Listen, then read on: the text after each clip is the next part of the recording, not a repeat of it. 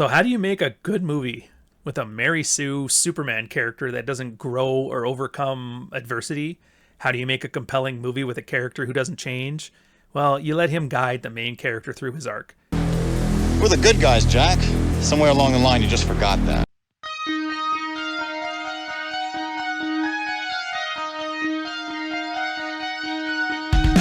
Do you like kung fu? Do you like hardcore action? How about big explosions and a 7-foot-tall alien with a laser gun? How about a gritty crime drama or a buddy cop movie? Do you yearn for witty one-liners, laser guns, a double cross? Fitz. It was mine when I was 12. Gratuitous nudity for no reason other than it's awesome. With 1980s karate fights, fast car chases, and a movie that turns out the hero is Brian Ben. Well, I have 4 words for you. I come in peace. And you go in pieces, asshole.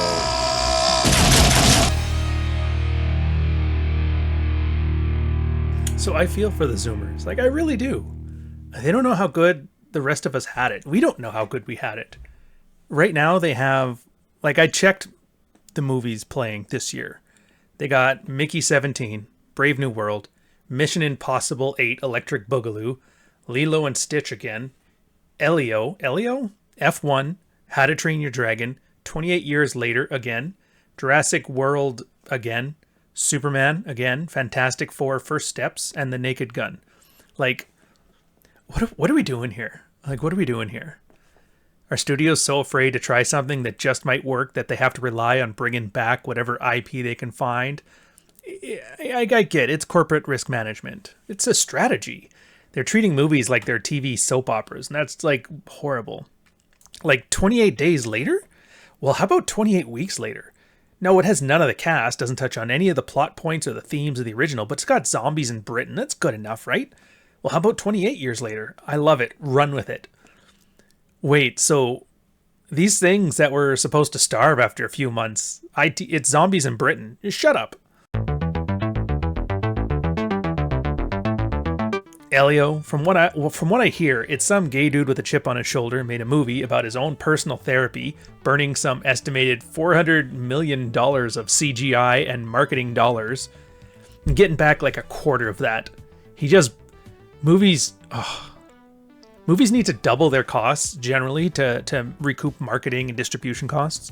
The studio would have been better paying off a therapist to be the director's personal friend for 20 years and lost $298.97 million less than they would have by letting him run with this movie. And then there's the dinosaurs. I'm not even going to bother. Let me guess.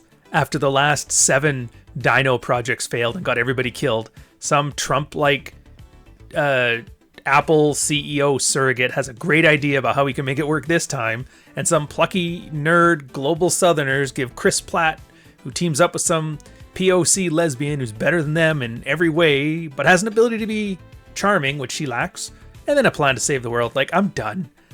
I'm fucking done. Now, full disclosure. I had a chat, I think a week or 2 ago. You'll probably see it on the channel. If I have a link to it, I'll put it in the description, with this comedian, Lou Perez, who has some friends who wrote, I guess, the screenplay for the Naked Gun movie. And while he shared the same worries I did about reanimating IP, it says they actually did a good job, which was refreshing. Still doesn't change the point, though. Zoomers have had it so bad for so long that I don't even know if they know what a good movie is. Like, it's the MP3 effect in full effect. Which, if you've never heard about it before, it started in, I want to say Berkeley. It was some California school. I don't remember off the top of my head. You can look it up and let me know in the chat or in the comments. But a music teacher at the beginning of his semester would query his students every year about music quality. You know, do you like the record, the real band, the tapes, the whatever? And at first, students all preferred live performances and like records over the MP3 format, which they said has a very staticky sound to it. And it has to do with the way lossy compression works. But over time, what he was noticing is over the years, people started to prefer the static. And they treated MP3 as the superior format. So that's the MP3 format, where things degrade over time, but then the human preference chooses accessibility over quality. Because MP3s are easy to get rid of. A record you have to buy, a WAV file you have to download, and it takes forever. But MP3s are just like, instant. And this is wild. Like, I struggled with that myself. And the reason that I make videos on all these movies from the 70s and the 80s and the 90s, and sometimes I think even the 2000s, is because they have a specific type of jank to them that I just prefer. And with the new movies, while visually and auditorily superior, are they really any better? Is it like a reverse MP3 effect while making the quality worse, but the visuals and audio's better? I don't know. After all, through all the navel gazing and A/B testing, like, my answer is just, fuck you, communist. And it makes no sense. The CGI in the original Jurassic Park still slaps 30 some years later. If you look at the computers that built it, they were crappier than my cell phone, yet they made it look good by today's standards. Blades effects, they look like shit. The Lawnmower Man, it's like 80s cyberspace, so they leaned in on the stylized CG, so it gets a pass. But watching the shit they come up with now, it looks like a video game, jank and all. The acting is worse, and yeah, the sound design is better, but what do they do with it? They take the theme song of some beloved 80s franchise and they add a convoluted orchestra behind it. I get they're trying to sneak in like a fake leitmotif, make you feel nostalgic and awe-inspired over the Force, but it just sounds like a studio full of assholes banging pots and pans together over the top of a Star Wars theme. Yeah, that's great. And what scares me now is that the Zoomers, they're chopped. They will come to prefer this, and this is not me giving a subjective opinion. Storytelling has been a thing for 10,000 years. Easy. What we got now isn't storytelling any more than books filled with exposition are. Like, they aren't showing you a movie. You're not reading a story. They're showing you a deep-fried explanation of what a movie is. Characters are telling the audience their motivations like a reality TV show. They're detached from their actions. The verisimilitude is completely absent. It's more propaganda than story. And while stories have moral messages inside them, they were at least able to competently execute on the stories. So I don't know. We need a war. Not because the latest immigration wave has aura-farmed diversity and I want to be edgy, but because the dudes who came out of the Vietnam War, the dudes who came out of the Korean War, the World Wars, they were damn good at their job. Like, I have a hard time believing, gay or not, a veteran who came out of the trenches would have lost Pixar so much money because he was angry at his dad and his small Republican rural town. Which is why I Come in Peace was so goddamn good. Like, I said it at the beginning of this channel, that Zoomers don't know how good we used to have it. This is the perfect example. Like, critics hated this movie. They called it derivative. They wondered why a movie about a renegade cop teamed up with a do-gooder FBI agent fighting drug-dealing aliens didn't have an in-depth character study like Michael Mann's Thief did. And I get it.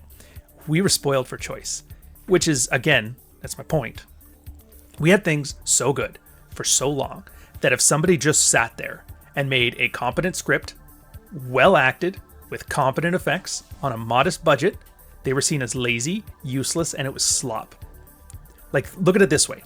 The year that I Come in Peace came out, we had, in the same year, Goodfellas, Total Recall, Misery, Dances with Wolves, Die Hard 2, Home Alone, Hunt for Red October, Back to the Future 3, Pretty Woman, The Godfather Part 3, Tremors, and the Teenage Mutant Ninja Turtles. Like, dude, if this was a competition for a movie coming out, when I released a good film, I'd be cooked too. It wasn't bad. We were just starved for choice. The exact opposite problem we have now. Like I said, when Lou was telling me that he had friends competently put together a professional film, my first instinct wasn't excitement, but surprise. I would kill to have that problem. The movie is just like every other awesome movie that came out that year. I'm just tired of winning. 3 stars. So what made I Come in Peace good? My first video on the channel is one I would suggest you give it a watch. It highlights so many of the things that I've been talking about on this channel. Like, what makes a good movie? Characters that arc. Plots that have an internal logic to them. They make sense. They got the verisimilitude. A premise that piques your interest. Restrained effects. Like, this movie cannot be an advertisement for your CGI friend studio. And if it's propaganda, a propaganda that is subordinate to the story. So I'll give you a good example of that. Star Trek, great space socialism propaganda. But the stories were good. And them symbols and them themes. They don't get enough credit for their part in movies, but they are the icing on the cake. They are the sprinkles on the sundae.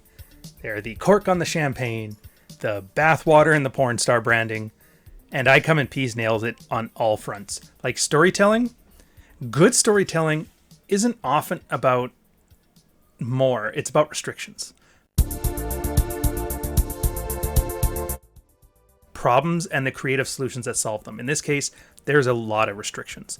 Like, they had a $7 million budget. It's not nothing, but it's not big either.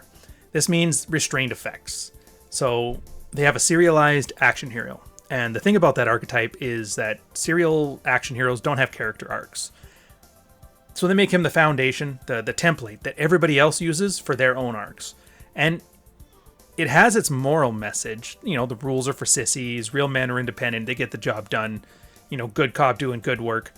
But how do they do it without making it look like some teenage angst power fantasy saying, you know, fuck you, dad? And put that all together and what do you get? You get a spaceship, but it's not a spaceship. It's a burning hole in a ground with fog effects. Like, however cool a spaceship they could make, you can imagine one so much better. So much better. It's the classic movie making thing, never show the monster. There's a quote by Alfred Hitchcock. I believe in putting the horror in the minds of the audience and not necessarily on the screen. And I think this is the most important line in effects that no one seems to know. Like, you hear the phrases, the most erogenous thing on a woman is her mind. Or getting hit isn't the worst thing, but the worst thing is the fear of getting hit. We have nothing to fear but fear itself. And every other human being knows that what we can imagine is always more visceral, more real, more terrifying than what the world can actually create. So because I Come in Peace can't afford the cool ship, can't afford the cool effects, you're left with your imagination. And this both gives you something to do during the movie, as well as letting you fill in the blanks with the most awesome alien ship ever. The only downside to this is that you can't just finger your phone while it's playing. You have to be an active participant in your own entertainment. And of course, people think that you won't put your phone down. I think it's the opposite. I think you finger your phone because the movie's not doing its job. It's not the effect, it's the cause. And then there's the hero of this movie, the main character. And it's not what you expect. You paid money to watch Dolph Lundgren, a 6'5" scientific genius kicking alien ass. Side note, I find it hilarious that the movie that came out earlier, Buckaroo Banzai in the Eighth Dimension, has Peter Weller starring as Dr. Buckaroo Banzai, a physicist, neurosurgeon, test pilot, and rock star. I mean, that was technically Dolph Lundgren, except for he was a martial artist, not a rock star. That was Hasselhoff. So you thought you signed up for that, but you were actually there for Brian Benben. Brian Benben, a 5'5" neurotic nerd from a comedic sexploitation comedy from HBO in the 80s, to learn to become his own heroic action star. And the reason this movie stands the test of time is because it subverts your expectations in a satisfying way. Keyword, satisfying. Like, for some reason, new filmmakers forgot the satisfying part, and they figured that the rug pull was just as good. And here's the genius. They took a standard buddy cop character structure, and they placed it within a science fiction action movie. And now that you see it, you will be mad that they don't make movies like this anymore.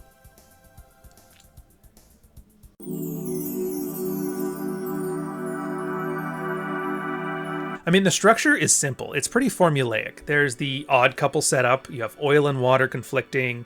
There's a shift in the midpoint where you have the reality check, then the proving ground, and then the resolution where the two characters find a mutual respect. Think of it like a condensed version of the very specific hero's journey. So in this, you got your reality check. Straight-laced partner sees the Maverick was right. And in this movie, once they face the aliens' like brutality, he just cannot be stopped. He's a monster unto himself. Smith kind of realizes the rules don't matter against an intergalactic drug dealer. He sees that Kane's instincts, not the FBI red tape, keeps them alive and keeps the investigation going. And then you get the shift in the hero. The one thing here that you see as like the trigger moment is where they run into the alien cop. And the alien cop's like, yeah, you got to stop this guy. He's going to kill all of humanity. And you're like, oh, that's not too good. So he takes the alien gun. He's like, I got to give it to my boss. That's the protocol. Boss ends up trying to get him killed. But Kane warned him that would happen. He uses a specific line. Like, you can't break an omelet without doing some eggs. The boss uses it. Brian realizes, oh, Kane was right. I need to stop following the rules. Almost gets killed. Kane saves his life. And then he realizes, yeah, it's time to step up. So he's going to start taking risks. He's going to start backing Kane instead of contradicting him. And this is the pivot in his arc, where he realizes he got what he wanted. He's now the good cop. And then he find out what he needed. He needed to be the great cop. And that's what keeps him alive. So then next up is the proving ground. And in this case, it's like, the uptight partner gets a chance to show his real courage. So in this movie, you see Smith actively engaging in combat with the alien. He helps during the shootouts, and he shows that he can be tough when he's needed. His cowardly bureaucracy veneer stripped away, and you never really see this in movies. Like, usually the comedic sidekick exists to say one-liners, look surprised, scream comedically for the trailer, but not here. Larry starts kicking ass against a 7-foot-tall alien, against a gang of criminal yuppies, and the symbolism makes me smile. Like, it's one of my favorites. He borrows Kane's old jacket because he got his cut up by the alien, and it's done on a laugh. Which is why in the jacket, like, because how does he fit his jacket? So that was mine when I was 12. But really, it's him donning Superman's cape or Batman's cowl. Like, this is it. You're the badass now because you're wearing the badass's jacket from when he was 12. And then the guns. So that's the symbolism part too, right? Like, early on, you see, even though he's an uptight guy, he's following the rules, he packs a .357 Magnum as his sidearm, a dirty, hairy gun. And it mirrors the idea, and it puts that in your head that, dude, this guy could be a good cop. He's got all the tools. He just refuses to use them. If he just wasn't so uptight. And then when he gets the alien laser, it's like his upgrade. Same as the jacket turns him into the hero, the gun turns him into the extra hero. Now he's ready to kick ass and chew gum, and he's all out of gum. And so the purpose of this now is he starts gaining credibility, both in Kane's eyes and the audience's eyes. And then you end up with the mutual respect at the end. And this is where the climax of the movie comes in, even though Ben's climax happened like 15 minutes earlier. And this is where the odd couple are no longer enemies, but partners. They go and they chase the alien into the warehouse. They start doing a big fight. Kane has to kill him in the end because, Brian doesn't quite make it, but that's only because the gun ran out of ammo. But that's fine. He's now the hero in the story, and then the audience gets what they expected. Dolph Lundgren fighting a 7-foot-tall alien. So how do you make a good movie with a Mary Sue Superman character that doesn't grow or overcome adversity? How do you make a compelling movie with a character who doesn't change? Well, you let him guide the main character through his arc. And that's how, and it's goddamn brilliant. They literally made Yoda a 6'5" ass-kicking scientist genius. And I'm here for it.